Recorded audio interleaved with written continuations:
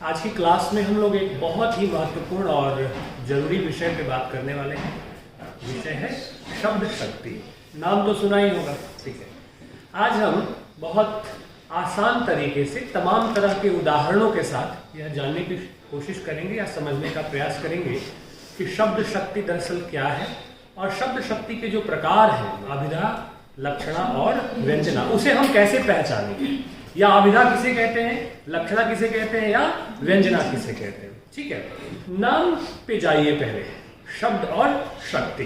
ठीक है, तो नाम से ही स्पष्ट है, शब्द का अर्थ उद्घाटित करने वाली जो शक्ति होती है या जो ताकत है उसे हम शब्द शक्ति कहते हैं। ठीक है ना। इसे शब्द वृत्ति भी कहा जाता है। शब्द शक्ति को शब्द वृत्ति भी कहा जाता है, अर्थात शब्द जब हम सुनते हैं तो उसका अर्थ ग्रहण करते हैं। ठीक है ना।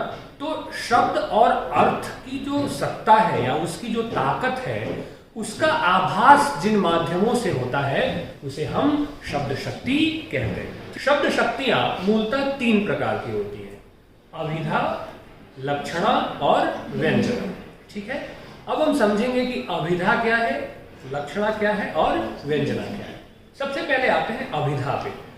अभिधा शब्द का जो अर्थ होता है वह अर्थ होता है स्पष्ट उक्ति, यानी कि साफ साफ सीधा अर्थ जिस शब्द शक्ति के माध्यम से हमें पता चले उसे हम अभिधा कहते हैं। स्पष्ट उक्ति है, कोई लाग लपेट नहीं, जो सामान्य अर्थ है उसमें कोई लाग लपेट नहीं, कोई बनावटीपन नहीं, सीधी बात। वो प्रचार आता है ना, मिंटॉस खा के, सीधी बात नो बकवास। तो सीधी बात जो होती है, सीधा सीधा अर्थ जहां हमें प्राप्त हो वहां अभिधा शक्ति होती है। कहने का अर्थ यह है कि वह शब्द शक्ति जिसके शब्दार्थ और भावार्थ दोनों में कोई अंतर नहीं होता है। जो शब्दार्थ है वही भावार्थ है। वाक्य या वाक्यांश का जो अर्थ है वो बिल्कुल एक समान होता है, कोई उसमें लाग लपेट या किंतु परंतु की गुंजाइश नहीं होती है। कह सकते हैं आप कि अनुभूति के आधार पर शब्द के अर्थ जो हमें मालूम होते हैं, जो हम सुने होते हैं, उनके आधार पर सुनते ही जिसका अर्थ हमें प्राप्त हो जाए, पता चल जाए, वहां अभिधा शब्द शक्ति होती है।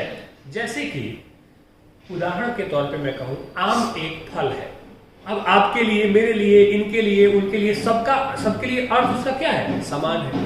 और सुनते ही आम एक फल है, एक अर्थ हम सबके बीच क्या होता है, ध्वनित होता है कि आम एक क्या है, फल है। अब आम है यहाँ पे, फल है यहाँ पे, दोनों का जो शब्दार्थ है उसके भावार्थ में और शब्दार्थ में कोई अंतर आपको देखने को नहीं मिलेगा। हिंदी एक भाषा है, एक वाक्य और देखिए, हिंदी एक भाषा है। तो हिंदी एक भाषा है जब मैं कह रहा हूं तो जाहिर सी बात है उसका जो अर्थ है बिल्कुल सामान्य है, अत्यंत सरल है, जो सबके लिए क्या है, एक जैसा है। अब भाषा क्या है, वार्तालाप का माध्यम है, माध्यम है ना, अभिव्यक्ति संप्रेषण का माध्यम है भाषा। और हिंदी में भी आप, हिंदी भी भाषा है, तो हिंदी भाषा में आप क्या कर रहे हैं, अभिव्यक्ति संप्रेषण कर रहे हैं। तो इसमें कोई विशेषार्थ नहीं प्रकट हो रहा है, कोई लक्ष्य अर्थ नहीं है, कोई संकेत अर्थ नहीं है, सीधा सीधा स्पष्ट अर्थ शब्द का और भाव का प्रकट हो जा रहा है। वहां जो शब्द शक्ति काम करती है उस शब्द शक्ति को हम अभिधा कहते हैं। अब कविताओं में भी आप देख सकते हैं, आम बोलचाल में भी आप अभिधा का ही ज्यादा प्रयोग करते हैं। ठीक है, अब एक कविता का एक उदाहरण देता हूं आपको। एक कविता आप सबने पढ़ी होगी, भिक्षुक, सूर्यकांत त्रिपाठी निराला की कविता है। तो आप उस कविता का शब्दार्थ देखिए और भावार्थ देखिए। कवि उसमें कहता है कि वह आता पछताता पथ पर आता, 2 टूक कलेजे के करता, मुट्ठी भर दाने को भूख मिटाने को, मुंह फटी पुरानी झोली को फैलाता, वह आता पछताता पथ पर आता। अब एक भिक्षुक का जो दृश्य है वह कविता सुनते ही हमारे सामने क्या हो रहा है, स्पष्ट हो जाता है कि वह बहुत लाचारी, बेबसी में आ रहा है और भिक्षाटन कर रहा है। पेट पीठ दोनों मिलकर है एक, चल रहा लकुटिया टेक, कि भूख के मारे पेट और पीठ क्या है, दोनों मिलकर एक जैसे हो गए हैं।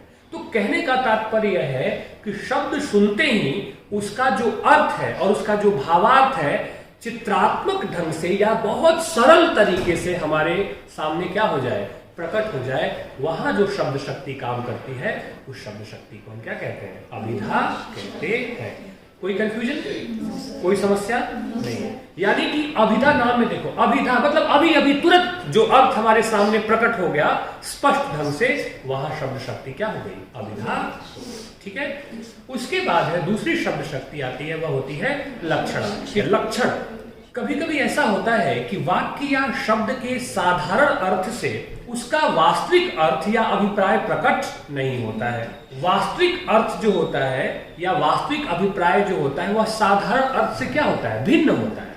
ठीक है, तो शब्द की जिस शक्ति से या जिस शब्द शक्ति से वाक्य के साधारण अर्थ के अतिरिक्त विशेष अर्थ का जब बोध हो, दूसरा या वास्तविक अर्थ जहां प्रकट हो, वहां क्या होती है, लक्षणा शब्द शक्ति होती है। ठीक है ना। कभी कभी ऐसा होता है कि वाक्य में साधारण अर्थ से इतर उसका विशेष अर्थ भी होता है। ठीक है, तो वास्तविक अभिप्राय जो होता है वह साधारण अर्थ से क्या होता है, भिन्न होता है।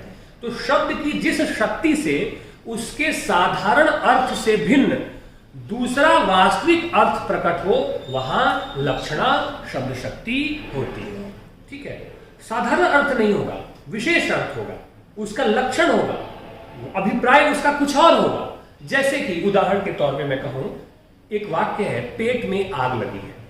ठीक है, अब पेट में आग लगी है का मतलब ये नहीं हुआ कि सच में पेट में आग लगी है। ठीक है, यहां क्या हो रहा है, शब्द और अर्थ का विशेष अभिप्राय यह है कि भूख लगी हुई है। ठीक है ना। लक्षणा में क्या हो रहा है, सामान्य अर्थ से इतर उसका अभिप्राय या उद्देश्य जो अर्थ है, लक्षण उद्देश्य जो अर्थ है, काव्य लक्षण को याद कीजिए, किसे काव्य लक्षण कहेंगे। ठीक है ना, तो उसका जो लक्षण है, जो उद्देश्य है, जो अभिप्राय है, वह प्रकट हो रहा है। तो जहां सामान्य अर्थ से भिन्न अभिप्राय उद्देश्य अर्थ प्रकट हो, वहां लक्षणा शब्द शक्ति होती है। पेट में आग लगी है, यहां पेट में आग नहीं लगी है, भूख लगी है। आई बात समझ में। ठीक है, दूसरा उदाहरण देखें आपकी, बहुत सी तलवारें मैदान में आ गई हैं। अब आप दृश्य देखिए, कल्पना करिए, तो अगर सिर्फ तलवार ही तलवार मैदान में आप देखने की कोशिश करेंगे तो उसका अर्थ प्रकट नहीं होगा। बहुत सी तलवारें मैदान में आ गई हैं का मतलब हो गया कि तलवारबंद सैनिक जो है वो क्या हो गए, मैदान में उतर गए, तलवारें खिंच गई हैं। कहते हैं ना कि तलवारें खिंच जाना, तो तलवार ऐसे अचानक से नहीं खिंच गई है, युद्ध के लिए क्या हो रही है, तैयारी चल रही है। तो आप यहां देखें कि बहुत सी तलवारें मैदान में खिंच गई हैं, या पेट में आग लगी है, यहां सामान्य अर्थ से इतर एक अभिप्राय उद्देश्य अर्थ का प्रस्तुतिकरण हो रहा है, और यहां जो शब्द शक्ति काम कर रही है वह क्या है, लक्षणा। ठीक है, बात बात में हम लक्षणा का बहुत प्रयोग करते हैं। जैसे कि मान लीजिए मैं कह दूं कि राजीव शेर है, राजीव बैठा है ना, तो राजीव शेर है, मैं उदाहरण दे रहा हूं। कोई मुझे ही कह दे कि मैं शेर हूं, भाई अब इसका मतलब ये नहीं कि मैं जानवर हूं। ठीक है, इसका अर्थ यह है कि शेर की तरह राजीव बहादुर है, वीर है, या शेर की तरह मैं क्या हूं, वीर हूं या बहादुर हूं। ठीक है, तो आप देखें कि रामू शेर है या राजीव शेर है या मैं शेर हूं, ये कहने से अभिप्राय स्पष्ट हो रहा है, उद्देश्य प्रकट हो रहा है कि मुझ में, रामू में, राजीव में क्या है, शेर की जैसी वीरता का विशेषण है, शेर जैसी वीरता का भावबोध है, या वो कैरेक्टर हमारे भीतर है। तो आप यहां देखें कि सामान्य अर्थ से इतर जो उद्देश्य अर्थ है, वह उद्देश्य अर्थ क्या हो रहा है, प्रकट हो रहा है। ठीक है, इसलिए आप देखिएगा कि जितने भी मुहावरे हैं और जितनी भी लोकोक्तियां हैं, वो सब लक्षणा शक्ति का उदाहरण है। आप कोई भी मुहावरा उठा लीजिए, कोई भी आप लोकोक्ति उठा लीजिए, क्यों? क्योंकि उन मुहावरों में और लोकोक्तियों में सामान्य अर्थ कोई नहीं होता है, सब किसी उद्देश्य अर्थ को क्या करते हैं, प्रकट करते हैं। ठीक है, जैसे कि उदाहरण के तौर पे अंगूठा दिखाना। ठीक है, अब इसका मतलब ये नहीं कि आप अंगूठा दिखा रहे हैं किसी को। दांत खट्टे करना, अब ये नहीं कि नींबू लाए और किसी का दांत खट्टा कर दिया दांत में नींबू लगा के। ठीक है ना, अंगूठा दिखाना मतलब इनकार करना। ठीक है ना, है कि नहीं है?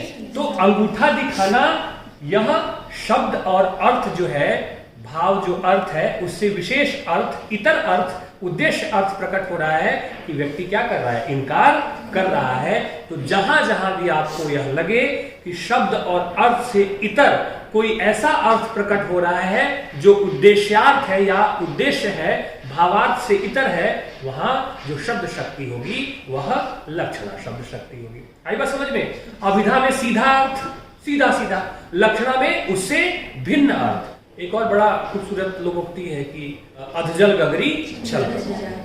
तो आप कल्पना करिए, गगरी में आधा पानी भर दीजिए तो छलक और तेजी से चलिए। तो ये मतलब नहीं है कि गगरी में पानी ले लिया और वो छलकता हुआ, गगरी छलक से पानी क्या हो रहा है, छलक रहा है। इसका मतलब कि कम ज्ञान या कम धन आ जाने पे व्यक्ति क्या हो जाता है, अधिक इतराने लगता है या उछलने लगता है। अब पछताए होत क्या, जब चिड़िया चुग गई थी, यानी कि समय निकल जाने पे पछताने से कोई फायदा नहीं है। इसका अर्थ यह नहीं हुआ कि अब चिड़िया आई, दाना चुग के चली गई और आप बैठ के पछता रहे। समझ रहे ना? तो जहां सामान्य अर्थ और भावार्थ से इतर कोई विशेष या अभिप्राय या उद्देश्य अर्थ प्रकट हो, वहां पे क्या होता है, लक्षणा शब्द शक्ति होती है। याद करिए, हमने कांटा और फूल कविता पढ़ चुके हैं ना। तो कांटा और फूल का एक अर्थ तो कांटा और फूल तो है ही, लेकिन उस कविता में कवि क्या कह रहा है, सुंदर मनुष्य बनने की बात कर रहा है, खूबसूरत मनुष्य और खराब मनुष्य, ठीक है ना। दोनों के अंतर को क्या कर रहा है, कवि स्पष्ट कर रहा है, बता रहा है। तो वहां क्या है, लक्षणा शब्द शक्ति है। उस कांटे और फूल के माध्यम से कवि क्या कह रहा है, बताना चाह रहा है कि हमें फूल की तरह खूबसूरत इंसान बनना चाहिए। ठीक है, जैसे कि हम गीत गाते हैं, पायो जी मैंने राम रतन धन पायो। अब क्या है, यहां राम क्या है बताइए, धन है। अब वो राम रतन धन मतलब सामान्य धन की बात नहीं है, ऐसा धन, ऐसा विशेष धन जो सर्वशक्तिमान है, सबसे खूबसूरत है। जो धन है उसका अर्थ यहां संपत्ति ना हो करके, ठीक है, सर्वशक्तिमान राम नाम के धन संपत्ति से लिया गया है। तो आप ध्यान से देखिएगा जब कविता में या वाक्य में, और आपको यह पता चले कि जो मुख्यार्थ या भावार्थ जो है, शब्दार्थ या जो भावार्थ है, ठीक है ना, वह किसी विशेष उद्देश्य अर्थ की तरफ संकेत कर रहा है, लक्षण कर रहा है, वहां जो शब्द शक्ति होगी वह शब्द शक्ति लक्षण। ठीक है, आगे बात समझ में स्पष्ट है। उसके बाद जो तीसरी शब्द शक्ति है वह शब्द शक्ति होती है व्यंजना। ठीक है, व्यंजना का अर्थ होता है ध्वनित करना या प्रकाशित करना। अब ध्वनित करना या प्रकाशित करना क्या है? अब व्यंजना को समझने के लिए सबसे साधारण तरीका है, जहां अभिधा और लक्षणा दोनों शांत हो जाए, दोनों का काम तमाम हो जाए, ठीक है, और एक और अद्भुत या विशेष अर्थ प्रकट हो जाए, वहां पे व्यंजना शब्द शक्ति होती है। अर्थात आप कह सकते हैं कि जिस शब्द शक्ति से मुख्य अर्थ या लक्ष्यार्थ यानी कि विशेषार्थ जो लक्षणा में आ रहा है, मुख्यार्थ तो सीधे अभिधा में आता है और लक्ष्यार्थ किसमें आता है, लक्षणा में आता है। यानी कि जिस शब्द शक्ति के माध्यम से मुख्य अर्थ यानी कि अभिधा और लक्ष्यार्थ, ठीक है, यानी कि लक्षणा, इन दोनों से भिन्न किसी तीसरे अर्थ का बोध हो, वहां जो शब्द शक्ति होती है या वह जो शब्द शक्ति होती है उसे हम व्यंजना कहते हैं। उदाहरण के तौर पे एक वाक्य बोल रहा हूं, सुबह के 8 बज गए। वाक्य छोटा सा है, सरल अर्थ यह है कि सुबह का 8 बज चुका है, लेकिन इसका अर्थ अलग अलग व्यक्तियों के लिए क्या है, अलग अलग है। सुबह 8 बज गए तो बच्चे के लिए इसका अर्थ क्या है, स्कूल जाने से, कि अब स्कूल का समय हो गया है। मान लीजिए रात भर किसी सिपाही ने पहरेदारी की है, तो अब उसके लिए अर्थ इसका क्या है कि अब छुट्टी का समय हो गया है, अब उसे सोना है, ठीक है ना। पुजारी अगर किसी मंदिर में पूजा कर रहा है तो उसके लिए इसका अर्थ क्या है, उसके लिए इसका अर्थ है कि अब पूजा का समय हो गया है। घर की गृहिणी है, माताएं हैं, तो उनके लिए इसका अर्थ यह है कि अब काम करने का समय हो गया है। अब आप ये देखिए कि सुबह के 8 बज गए, ठीक है ना। इस सुबह के 8 बजने में अभिधा भी नहीं है, लक्षणा भी नहीं है, इन दोनों से अलग किसी विशेष अर्थ का क्या हो रहा है, प्रकटीकरण हो रहा है, और इसे हम व्यंजना कहते हैं। व्यंजना जो शब्द शक्ति होती है, इसके मूलतः 2 प्रकार होते हैं, शाब्दी व्यंजना और आर्थी व्यंजना। शाब्दी व्यंजना यानी कि जहां शब्दों के माध्यम से व्यंजना शक्ति प्रस्फुटित होती है, और आर्थी व्यंजना जहां अर्थ के आधार पर व्यंजना शक्ति का प्रस्फुटीकरण होता है। ठीक है, जैसे कि शाब्दी व्यंजना में मैं आपको एक उदाहरण देता हूं, ठीक है ना। रहीम दास का एक बड़ा खूबसूरत दोहा है ना कि रहीमन पानी राखिए बिन पानी सब सून, पानी गए न उबरे मोती मानस चून। ध्यान से सुनिए, रहीमन पानी राखिए बिन पानी सब सून, पानी गए न उबरे मोती मानस चून। ठीक है, यहां शाब्दी व्यंजना देखिए। पानी एक शब्द है जिसका अर्थ अलग अलग आ रहा है।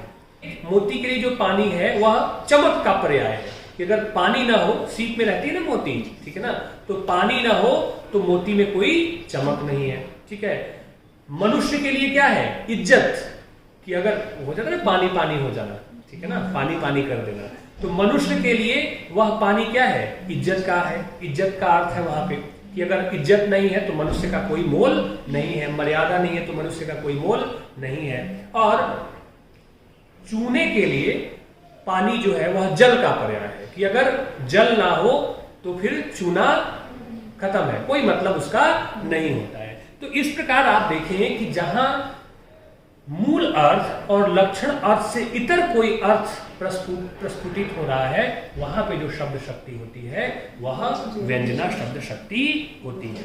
और व्यंजना का जो दूसरा प्रकार होता है वह होता है आर्थी व्यंजना। आर्थी व्यंजना से मतलब है कि इस व्यंजना में अर्थ विशेष की प्रधानता होती है, या अर्थ विशेष की प्रधानता से जहां शब्द शक्ति क्या होती है? प्रकट होती है। अब याद करिए मैथिली शरण गुप्त की एक कविता, अबला जीवन हाय तुम्हारी यही कहानी, आंचल में है दूध और आंखों में पानी। यह अर्थ विशेष की प्रधानता है कि जो स्त्री है, स्त्री कितनी ममतामयी है, वात्सल्यमयी है, लेकिन इसके बावजूद भी उसका जो दुख है, उसकी जो पीड़ा है, उसकी तरफ संकेत यहाँ पे हो रहा है।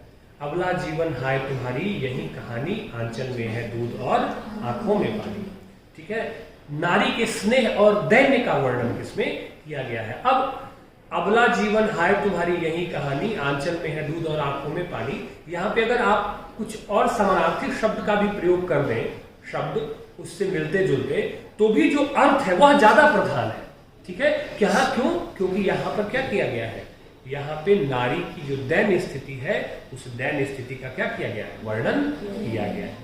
तो आर्थी व्यंजना जो होती है उसमें अर्थ के आधार पर भावबोध प्रस्तुत होता है। ठीक है ना, यानी कि अर्थ विशेष की यह प्रधानता होती है। एक और उदाहरण देख लीजिए, सखी कहती है, जब जब पनघट जाऊं सखीरी वा जमुना के तीर, भारी भारी जमुना उमड़ चलती है इन नयनन के नीर।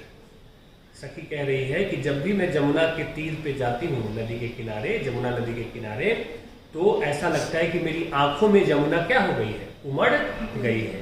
कहने का भाव वो दिया है कि जब भी वह यमुना के किनारे जाती है, उसे कृष्ण की इतनी याद आती है, कृष्ण की इतनी विरह में जो याद आती है कृष्ण की, तो उसे उसकी आंखों से क्या होते हैं?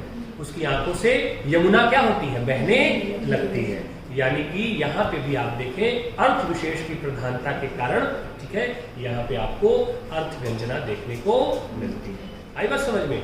तो जब शब्द शक्ति सामान्य और लक्षण दोनों को छोड़कर कोई और तीसरे विशेष अर्थ की तरफ संकेत करे, तो वहां पे क्या होती है? व्यंजना शक्ति होती है।